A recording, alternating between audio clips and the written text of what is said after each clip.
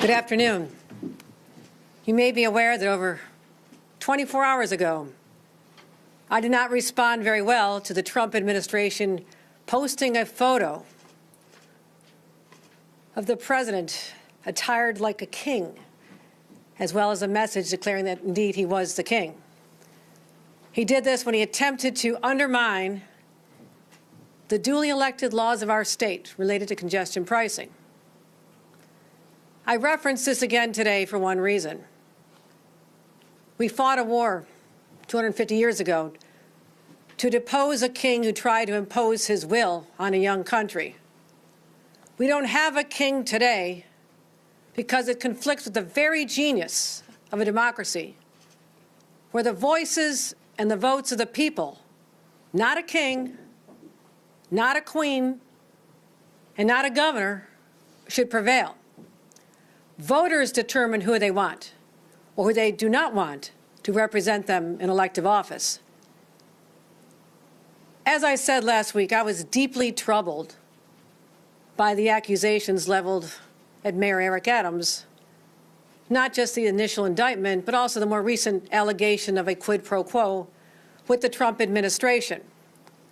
For days, I've been deeply involved in discussions with my closest advisors, city leaders, electeds, clergy, business, labor, civic leaders, all people whose opinions that matter to me because they care about our city.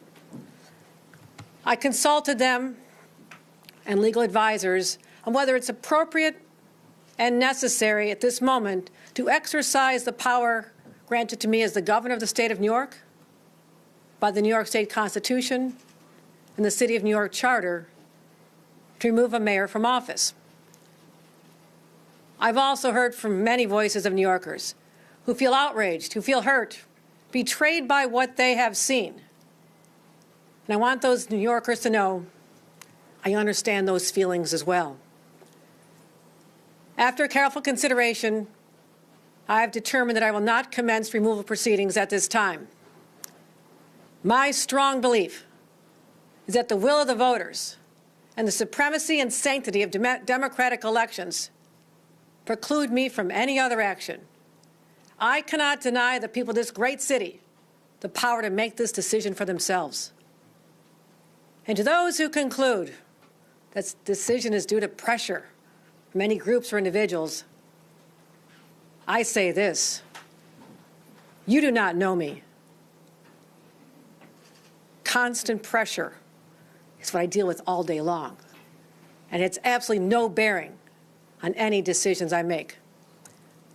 I will say this: I also have concerns about disruption and chaos that such a move, such a proceeding could bring to the residents of this great city. And those who argue just go and remove them fail to appreciate there is a process involved, due process, the length of the process, and the impact that such a process would have on this city. And actually, with the timing, it's not impossible that we'd have a scenario where there's multiple mayors of this city in the course of 1 year. But make no mistake, the current situation is one that I take very seriously. That's why I want to spell out my immediate objectives. Number one, to stabilize this city and restore calm. Number two, ensure that all services for our residents continue without disruption. And three, to take steps to make sure our leaders are operating only with the city's best interests in mind, unimpeded by any legal agreements with the Trump Justice Department. I want to be very clear. There are past examples of coordination and cooperation between the federal government, the city, the state. It's not uncommon. But there's a clear line between cooperation and coercion. Given how aggressive the Trump administration has been, including its attempt yesterday to dismantle a previously approved congestion pricing program, and how deeply disturbing the comments from the president's border czar were, we know they'll stop at nothing to try and exercise control over New York. That is the fight we had yesterday. That is the fight we have today. And that is the fight I'm willing to take on for the next 1,430 days. To move this city forward, I'm undertaking the implementation of certain guardrails that I believe are a first start in reestablishing trust for New York City residents, and ensure that all decisions out of City Hall are in the clear interests of the people of this city and not at the behest of the President. I'm proposing 3 immediate actions which I believe will help protect New Yorkers. First, I'm proposing legislation to create a special Inspector General for New York City affairs within the Office of the State Inspector General. The State Inspector General will be able to direct the New York City Department of Investigations, and the mayor will only be able to remove the Department of Investigations commissioner with the approval of the State Inspector General. This will protect the city's investigations from any interference, make sure that there's no lack of independence as they make their determinations, and allow the Inspector General to focus more directly on any improper activity that may arise out of New York City. They'll also give reports to us. We'll have access to information. Second, I'm proposing giving the city comptroller, the public advocate, and the New York City Council Speaker an independent authority to clarify the independent language to commence litigation against the federal government when necessary and using outside counsel. The city's law department will still have the opportunity to initiate legal actions within 7 days of any request, but the whole of city government should not be reliant on City Hall for legal cases where the people of the city may be under attack by the federal government. Third, I'm expanding funding for the Office of the Deputy State Comptroller General, Comptroller for City Oversight, because this stepped-up oversight, again, gives us an independent line of sight into potential decisions related to the federal government. This will be paid for by city receipts. Once these measures are enacted, they'll be effective immediately and expire at the end of 2025, subject to renewal. I've already discussed these proposals with the City Council Speaker and the Speaker of the State Assembly and the Majority Leader of the New York State Senate. I also told the mayor that strong managers need to be identified to fill the roles of the deputy mayors before they become vacant, and that we in my administration, with strong relationships that we have, will work to accomplish that goal and do whatever he can to keep his key commissioners. I want to take a moment to put this all in context. New York is facing a grave threat from Washington. The Trump administration has said is already trying to use the legal jeopardy facing our mayor as leverage to squeeze and punish our city. The president's already trying to weaken our public transit system and undermine our state sovereignty. I call it the Trump revenge tour, and I have to stand in its way. Not surprising, he's taking out his anger and frustration over the 35 felony convictions he received here in the state of New York, taken out on our own New Yorkers. And as governor, I will be the vanguard against harm to our state and our people, and nothing will stand in our way. But once I have made a decision, I execute it, work hard to make it work. And my decision today did not come lightly, but the path forward for me is clear. I will retain the powers conferred upon me by the New York State Constitution, the City Charter, but it is my sincere hope that these dark days will pass, elections will occur, and the people of New York will decide who they trust to govern this extraordinary city. And we can remain laser-focused and united against the storm clouds that are swirling 226 miles away in our nation's capital. My eyes are on the city, the state, and on Washington, and I'm ready and prepared to take on any fight against any threats to the well-being of our residents.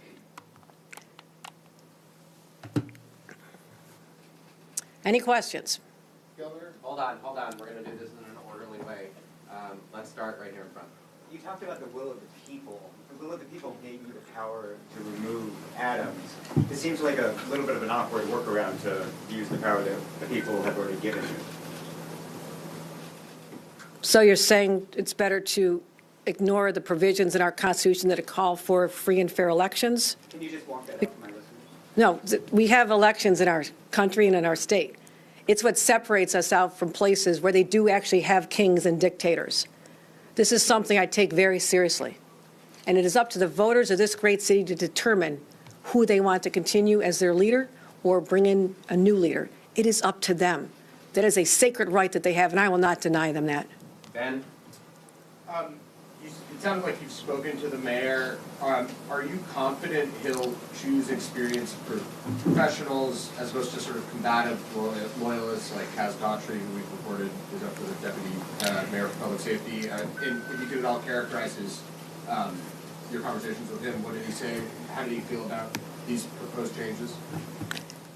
You can ask him how he feels about these proposed changes, but I explained that this is an opportunity to install safeguards that we need to have in place to give people confidence that there's only one factor in every decision that's made, and that's what's best for the people of the city. And he has to earn that, and there's an opportunity to do that. I also have a strong team here.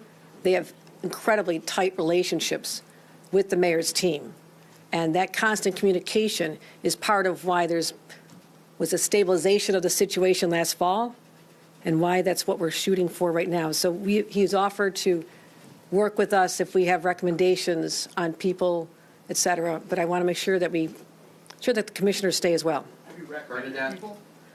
It's early. Bernadette? Governor, so do you think that the mayor should resign on his own? And if not, do you think he has lost the ability to govern? It is up to an individual to decide if they want to leave from office at any time. You don't think he should? No, you did not phrase my answer correctly. It is not up to me to tell them to leave. It is up to an individual if they want to resign the office to which they've been elected. Do you think that he's lost the ability to govern? I am working to put in safeguards to restore the trust that is necessary to get this city back focused out of all this controversy and get people in New York City what they want. They just want normalcy again, and that's what I'm fighting to restore. Allie in the back? So at this point, is removing the mayor from office off the table? I use the phrase "at this time." So you may revisit it at some point? I will never surrender power that I have. Is there anything that could happen coming out of the court hearings that would change your mind? I'm not going to say at this time. I need to see what the court happens, but I also, as I said, it is my duty as the governor of this state to make sure I'm aware of what's going on, that if there's problems, that I intercede, but otherwise these are duly elected officials who have jobs to do as well. Mark in the back? Governor, the mayor and Tom Homan had discussed putting ICE back in Rikers. So with all these provisions that you're putting forward, would that stop that? What position would you take, and what would you do to either allow that or stop that, or any of the moves that they planned or hammered out between the two of them? This becomes a question of whether or not that complies with the city charter and city ordinances, and that's something I will be watching. You want that? Melissa? Listen. Governor, you mentioned that this is subject to renewal at the end of 2025. What is the reason for that, and what situation would necessitate you continuing this past, potentially the mayor's term? Ask me at the end of December 2025. Mac? Governor, the mayor has not answered any questions in the past few weeks about any of this stuff. He hasn't addressed the public recently. Do you think that he should answer questions and be held more accountable, and would that ease New Yorkers' fears? I'm not his communications director. If he wants to do more interviews, get out there with the people, I encourage him to just do the job. Does he owe New Yorkers to do that? It seems to me he gets asked a lot of questions by all of you. I will say this. It is most important, and I discussed, let's focus on public safety. What we're doing in the subways is extraordinary. Crime is down. Our plans to have more police is working overnight. Let's close more illegal cannabis shops. Let's get the city of Yesh jump-started. Let's start making progress here, build more housing. We have so much to do in this city. I want to just move here, but I'm not taking my eyes off the situation. I want you to know that. My eyes are still on the situation. Yeah, in the back? Is this new procedure, Governor, have to be reviewed by the legislation? That's a good question. It would have to be home rule. home rule decision that the city council would propose, and then that has to be approved by the state legislature. Yes, and I've had conversations with the two leaders already. How long can I take to do? I don't set their timetable, but I said it'd be effective immediately once it's passed. So that's up to the city council to take the first step. Then it'll go up to the legislature, which will be in session again shortly. Vaughn? I just want to be clear that these proposals would only be in place for 2025. And in addition to that, how much has the potential entry of former Governor Cuomo into the mayoral race weighed on how you proceed in this issue? 0. And this would only apply in 2025? Subject to renewal. Morgan? Hi, Governor. If former Governor Andrew Cuomo if he somehow wins the election, is this something you would think about continuing? I will look at the facts at the end of the year and determine what's best for the city. These are put in place as an extraordinary measure at this time. I understand that. Not since the 1970s with Mayor Abe Beame and Governor Hugh Carey when there was a crisis that required that level of intervention. We are taking a number of steps that give us line of sight into budgetary matters, investigative matters, and legal matters to ensure that there's no area where any decisions can be compromised. That's what is necessary to give people the confidence to know that the right decisions are being made. And the mayor has to take the time to rebuild the trust with the people of this city. Those should go toward establishing people's understanding that there is other entities, the state of New York, is keeping an eye on the situation. Chris? Thank you. Governor, since all of this is contingent on legislation, have you lined up sponsors yet in both the state legislature and the council? And on the council side, I've already spoken to multiple council members who are expressing discontent about you kind of punting to them. If you genuinely believe that there is concern about the mayor's ability to lead, why punt to another body? Is there nothing you can do by executive power to restrict what's going on? You know, it's not surprising there's difference of opinion in the city council. There'll be difference of opinion up in the state legislature. It is the normal course of business. I have spoken to leadership of both the city council, the speaker, also spoken to Majority Leader Andre Stewart-Cousins and Speaker Kyle Hasty. It is a new concept to them. This is an extraordinary measure. I acknowledge that. I don't expect me to propose it today and it becomes law tomorrow. It takes some time for people to understand what's behind it and to have questions, and that's what a democracy is all about. So I am not ramming this down anyone's throat. I'm saying I believe this is a place we can go to reassure New Yorkers that the fears that I've heard from many of them will be unfounded because we have some systems in place. That's what I'm trying to do, just try to stabilize the situation and calm it down.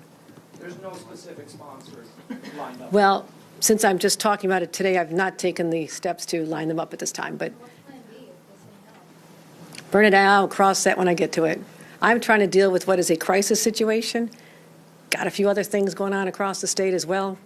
I'm just going to focus on this, and I need to be able to move on knowing that there's systems in place. But I will work hard to help them understand that this is not a power grab. I don't need to do this. I'm busy enough as governor, but I'm also not going to turn a blind eye to a situation that has put our city and our state in the national spotlight in a way that has been very negative. And I just want us to get back to a place where people feel confident again and we stop being talked about all over the national news channels. We have to get this situation under control. Rebecca? The council obviously is one issue. What is your sense of whether this will pass in the legislature? There's still two other bodies that need to be taken into account. And how long do you think this is going to take? We have a mayoral primary in June, and we've got the budget coming up as well. So what kind of timeline are we looking at? Now, I'd like to start the proceedings immediately and then start talking to the legislature about this. I'm not waiting till after any elections. There's a crisis of confidence now. These are steps to try and move past that, to put safeguards in place. I want to work with our legislators who I also believe would have the same objective of allowing the 8.3 million people who occupy this great city, let them have some peace of mind to know that we're moving on, but with our eyes on the situation. That's what's most important. Is there any concern that the mayor himself will try to veto a home rule message passed by the council? I believe the council would have the 2/3 vote if they wanted to. I mean, again, home rule, when you asked about the legislature as well, we have a lot of deference to home rule requests. When I was in local government, I had to put in home rule requests. There's a lot of deference to that. That's our system of government here. But anybody else want to comment on home rule? Yeah, there are two ways for a home rule message to be enacted. One is with the mayor's sponsorship with 50%, a majority of the council. And if the mayor is not involved, then it's a 2/3 vote in the council. All right, last one, Gwen. You said earlier this week that you had serious concerns about the long-term future of the administration. Has Mayor Eric Adams done or said anything in the past week that has given you new confidence in his leadership? I have found a path forward that I believe gives me confidence with having this system in place, a line of sight into budgetary matters, investigatory matters, as well as legal matters. And this is what gives me the confidence to know that there is a system in place of checks, if you will. But I also do not want to be running the city of New York. The mayor needs to have a team in place, restore the confidence of people that there's competent government being delivered. This is not a move for me to say, I want to be the mayor of New York. I love being the governor of New York. All right, thanks, everybody. Appreciate it. Thanks, everybody. I appreciate it. Thank you.